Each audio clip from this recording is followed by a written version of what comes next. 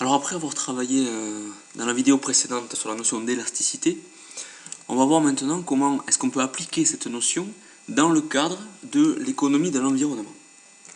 Alors ce qu'il faut bien comprendre, c'est que le calcul d'élasticité ne présente pas seulement un enjeu technique. On ne calcule pas des élasticités simplement pour le plaisir de faire des calculs, mais qu'en réalité, l'élasticité est un indicateur de ce qu'il est possible de faire ou de ne pas faire dans une société à un moment donné.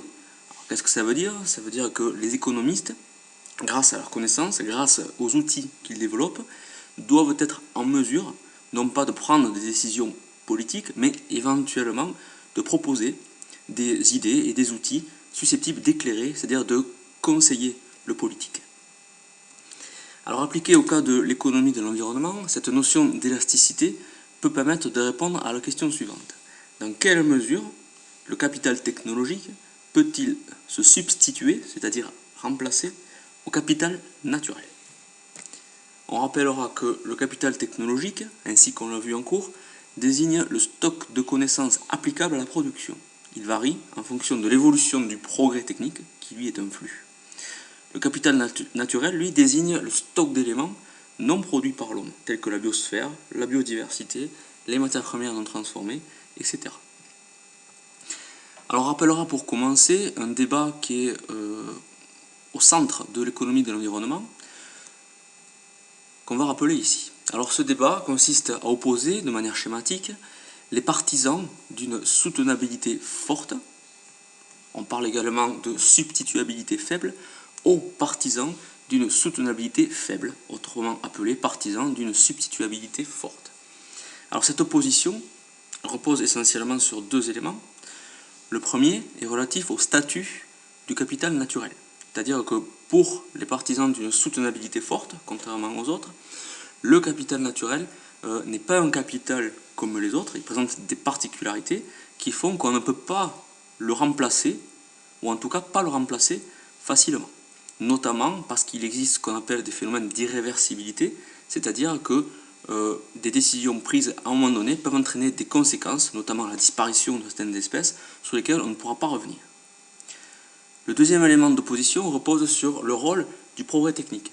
Là encore, les partisans d'une soutenabilité forte, contrairement aux autres, ont une confiance limitée dans le progrès technique, ou en tout cas dans la capacité à créer du progrès technique et en faire en sorte que le progrès technique obtenu obtienne effectivement les effets attendus.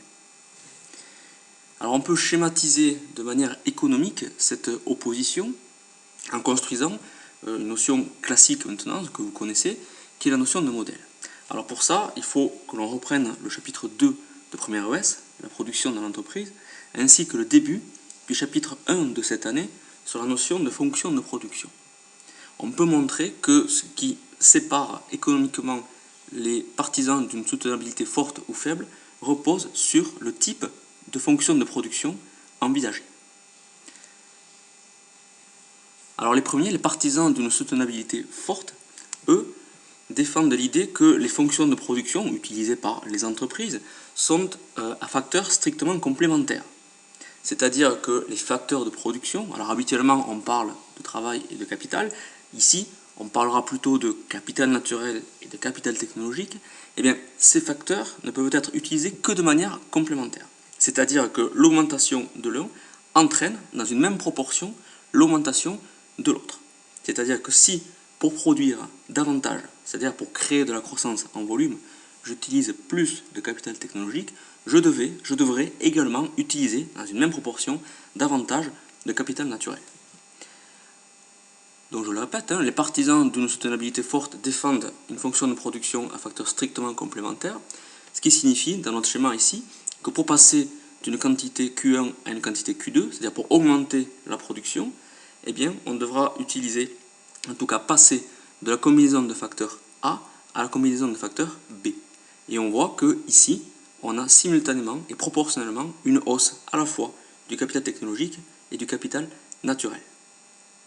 Exprimé en termes de taux de variation, on va constater que le taux de variation de la quantité de capital technologique utilisé est le même que le taux de variation du capital naturel utilisé.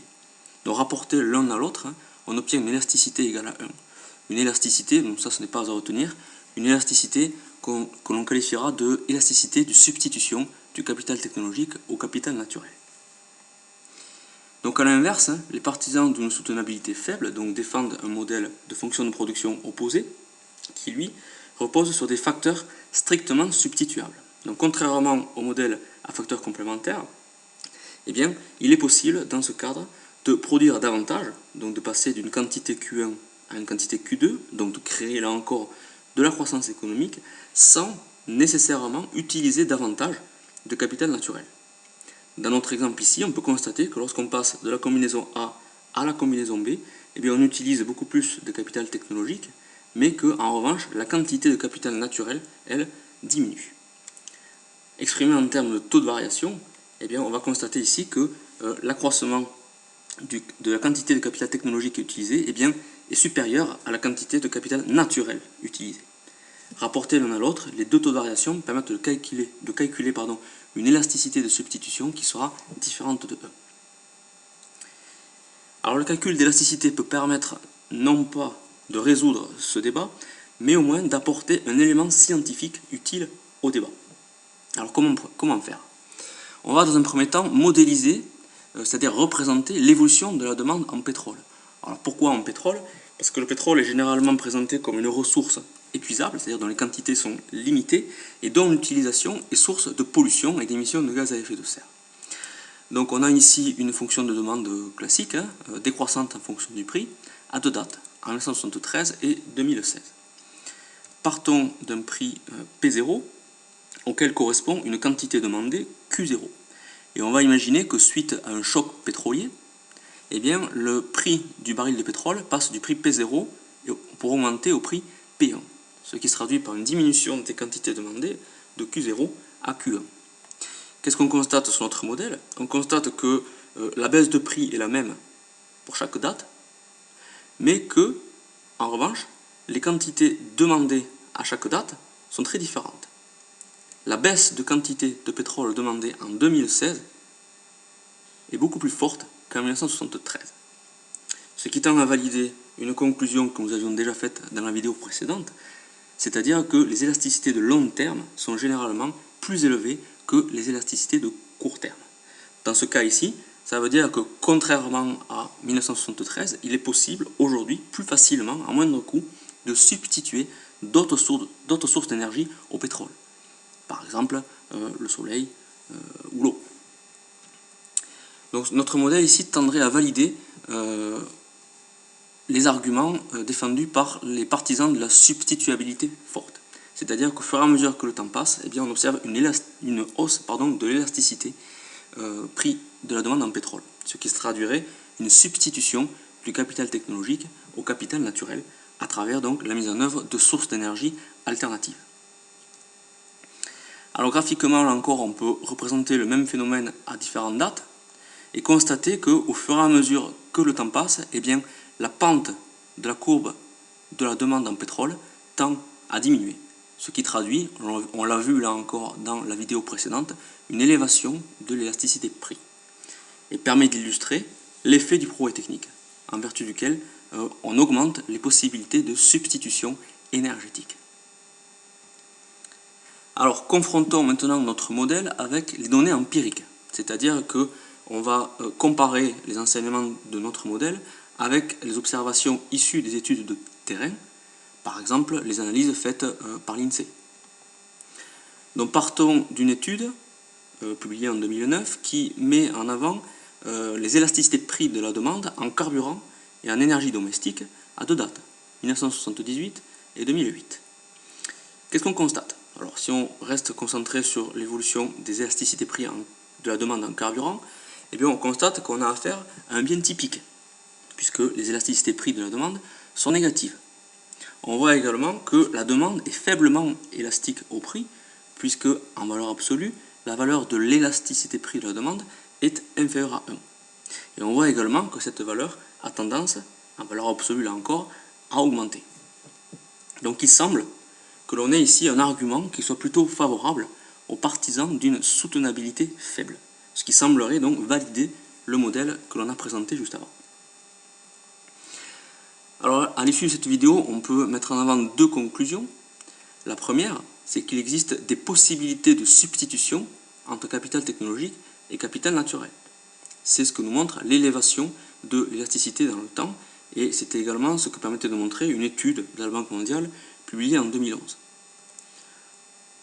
On peut effectivement représenter une fonction de production qui nous permet d'atteindre un certain niveau de PIB avec différentes combinaisons possibles, ici A ou C, mais on peut imaginer qu'il soit possible de créer davantage de PIB réel, c'est-à-dire d'avoir de la croissance économique en volume, en changeant de combinaison, c'est-à-dire en passant par exemple de la combinaison A à la combinaison B, eh bien, on aura à la fois une hausse du PIB réel et une baisse de la quantité naturelle, de capital naturel utilisé.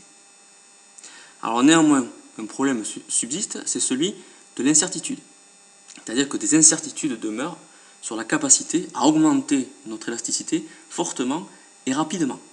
On voit, et c'est ce que nous montre l'allure de notre fonction de production, qu'il existe toujours des liens de complémentarité entre capital naturel et capital technologique. Il est sans doute illusoire de vouloir créer de la croissance en laissant inchangée la quantité de capital naturel disponible.